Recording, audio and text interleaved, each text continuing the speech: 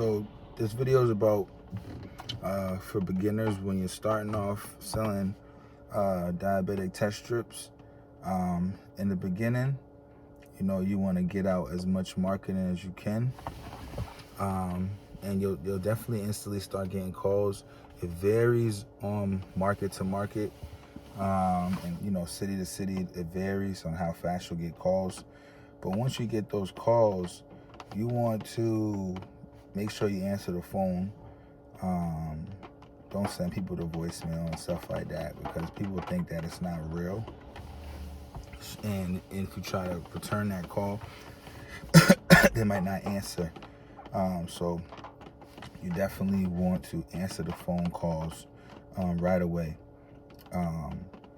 You want to explain to them how much you buy the test strips for.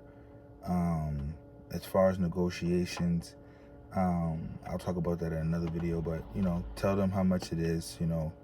$20 for 50 count box, $40 for 40 count box. What do you have? What do you have? What's the brand? Ask them what's the expiration date. Most of the times they don't.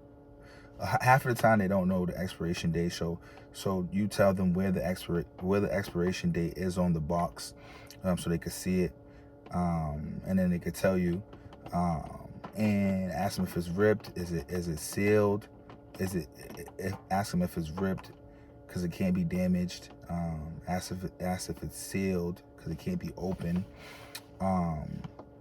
Make sure, and if you need them to take a picture, have them take a picture and just text it to you. I try not to do that all the time. 90% of the time I don't. I try to take their word for it by asking all those questions.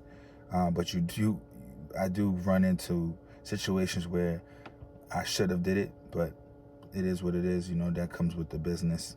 I try to just make sure that I'm building my business. I just keep trying to get more customers, so I don't worry about the small little mishaps that happens where you pull up on a customer and the boxes is all ripped because I forgot to tell them maybe don't take that label off.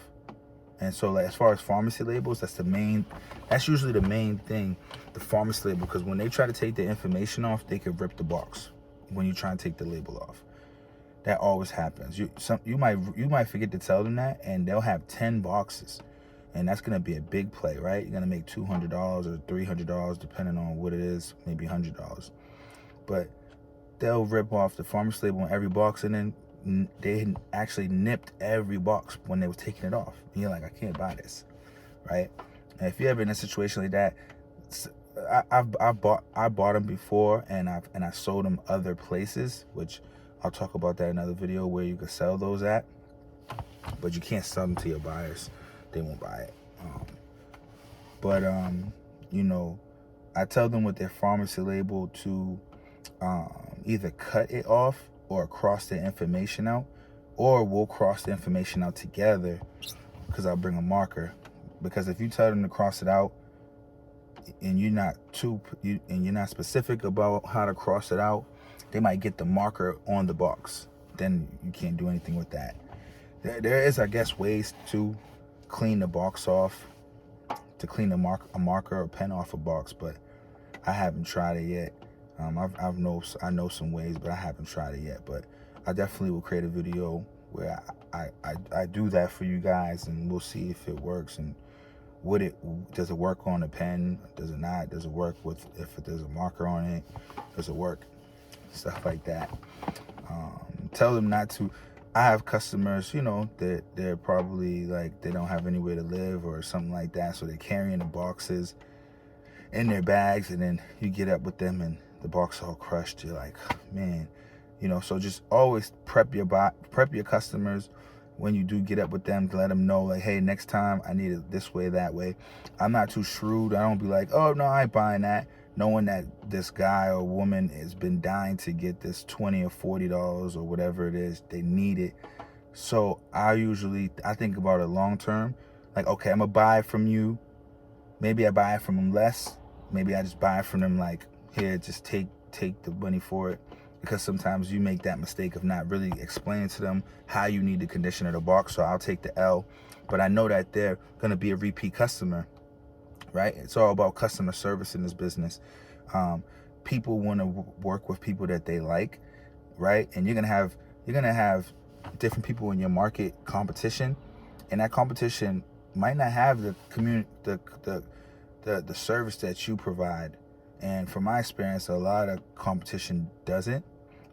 Sometimes they could be assholes to the customers, or they just sound shady. They answer the phone and they're not upbeat. They're just like hello, like they're being shady. People don't want to work with people like that. Also, when you make your appointments, make sure you meet up with these people and that you're reliable. You're not gonna always be reliable. As the business grows, you're gonna just be running around crazy, and there's gonna be people you're not gonna be able to meet up with. But make sure you just you try to meet up with them the next day. Sometimes you're gonna miss out on some customers. Sometimes you're gonna be too tired to drive over to the other side of town to get that box, and people might be really upset and just they don't want to work with you no more. But that's one person out of 400 or 500 people that you've been working with, and so it happens. You're not a machine. That's why you got to build systems in your business to where you get a courier to pick up the boxes for you. And then I'll talk about a courier in another video. I haven't been using a courier. I've designed my day, scheduled my day where I'm like, okay, I'm gonna do pickups from 10 to 2 or 12 to 4, stuff like that. But I do definitely do later pickups. That's just more so as far as like the bulk of pickups. I'll be like, all right, I'm meeting you at 12, or I'm meeting this other person at 2, 3. You know what I mean? Once 4 or 5 hits, and I didn't have a scheduled appointment with you, and you just called me at 4 or 5 in the afternoon, I'm like, okay, I'm gonna pick that up tomorrow. But that's how I'm moving now. Before, depending on the situation, like when I was first starting out, I'm still gonna go do that pickup because I want to get as many customers as I can. Because remember, every customer pretty much is gonna be a repeat. Customers that are far out, I would still take that drive. Even to this day, I still take that drive. Depending on how many boxes they got. In the beginning, I was like, whatever. They got 2 boxes, 3 boxes, I'm going 45 minutes, so we'll get that. Now, it needs to be at least I'm making $100 to drive out 45 minutes. I need to be making that. And that could be a collective of customers. That could be 45 minutes away. I could have 3 customers in that same city. One person I'm gonna make 30, another person I'll make 40, another person I'll make 60 or something like that. Then I'm doing that. You know what I mean? Or one person just has, I'm gonna make just 100, 120 or whatever. I'll just go do that. But I try to schedule those out. Schedule those to where it's comfortable for me. Now I do, because I just have so much people I gotta go meet, and there's only so much time in a day, and there's only so much energy you have that now I'm just like, you know what I mean? I'll schedule it out a little further out. Yeah, customer service is everything. People just want to work with me. It's rare that I get someone that just switches and goes and works with someone else. Most of the time, if they ever do that, it's because I didn't get to them soon enough. But once they meet me, they're like, oh yeah, I want to mess with this guy. You'd be surprised, man. Customers are not as unloyal as you think. They'll wait for you and all that. Once they meet you and they think that they like you and they're safe, they feel safe. They'll wait, and they only want to work with you. And they'll sometimes tell you about other competition. Yeah, there's another guy doing it, but nah, man, I'm messing with you. I got you. Or they'll see your marketing up somewhere, and they'll see another guy's trying to put marketing up and in their building, and they'll be like, hey man, this is our building. You know what I mean? Me and my boys' building. So you always want to build good relationships with everyone. I'll have another video to talk about like bad customers, man. People who call you and be talking crazy. and, you know, trying to pretty much make you buy their boxes, you know, or try to tell you why you should pay this much for the box, or why you should buy this box even though it's open. They try to tell you that, and you're like, no one's buying that.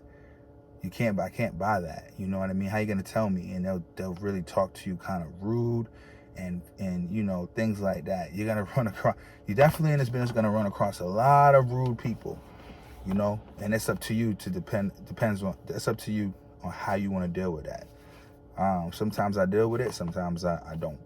You know, I hang up on people, stuff like that. That's just because it means there's only so much disrespect that's someone could take. You know what I mean? And some of these people will talk to you really crazy. But yeah, man, got a lot of content I'm gonna be putting out. Make sure you like and subscribe. Click the bell notification.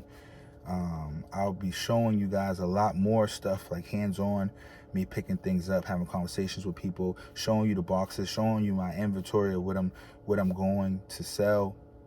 I mean, you know, what I'm bringing to my buyers, what my day-to-day inventory looks like, what it looks like to invoice, what it looks like to pack and ship, what it looks like to market. I'll be doing all that stuff. All right, so make sure you tune in, check in every day with me. All right, peace.